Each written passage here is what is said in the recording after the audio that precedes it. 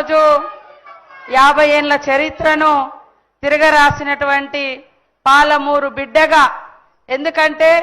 ఈ అంగన్వాడీ సెంటర్స్ను ఈ దేశంలో మొట్టమొదటిసారి మరి ఇందిరమ్మ గారు పాలమూరు జిల్లా మన రేవంత్ అన్న గారు పుట్టిన జిల్లాలోనే అంగన్వాడీ సెంటర్స్ను ప్రారంభించడం జరిగింది. దాన్ని 50 ఏళ్ల తర్వాత మరొక 50 ఏళ్ళు 100 ఏళ్లకు మరి సరిపడే అంటే ఫుడ్ అందించే విధంగా, పిల్లలకు కావాల్సినటువంటి ఆహారాన్ని అందించే విధంగా ఈరోజు మనం పెట్టినటువంటి మిషనరీని ప్రారంభించడానికి వచ్చినటువంటి గౌరవనీయులు పెద్దలు,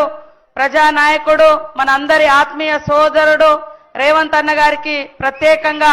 ధన్యవాదాలు తెలియజేస్తా ఉన్నాను.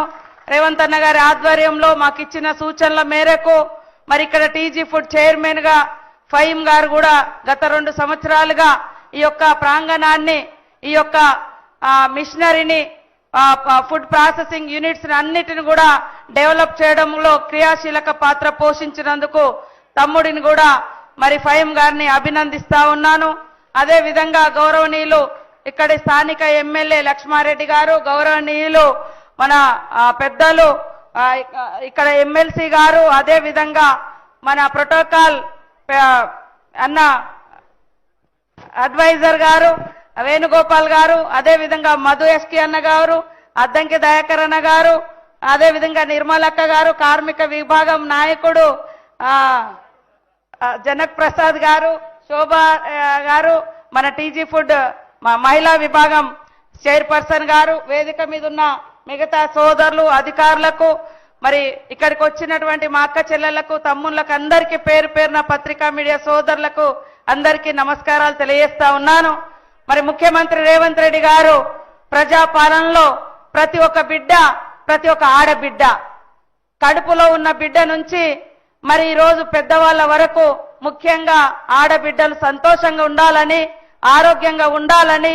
ప్రతి రూపాయి ఆడబిడ్డలకు చెందాలనే లక్ష్యంతో పనిచేస్తా ఉన్నారు. అదే కాకుండా ఈ రోజు ఇక్కడ టీజీ ఫుడ్ లో కూడా పిల్లలకు బాలామృతం ప్లస్,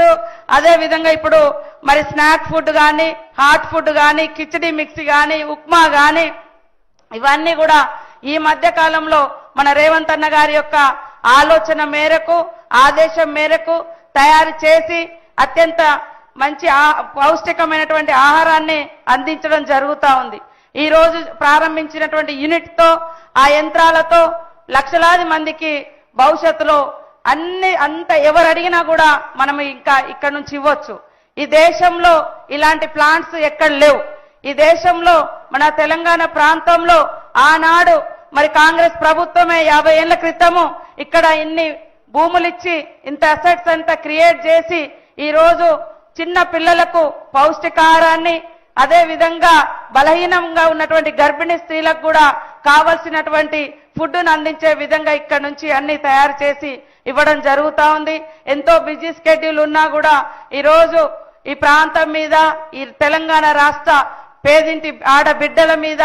చిన్న పిల్లల మీద ఉన్నటువంటి ప్రేమతో ఇంత టైం కేటాయించి ఇక్కడికి వచ్చినందుకు ప్రత్యేకంగా ధన్యవాదాలు తెలియజేస్తూ సెలవు తీసుకుంటా ఉన్నాను.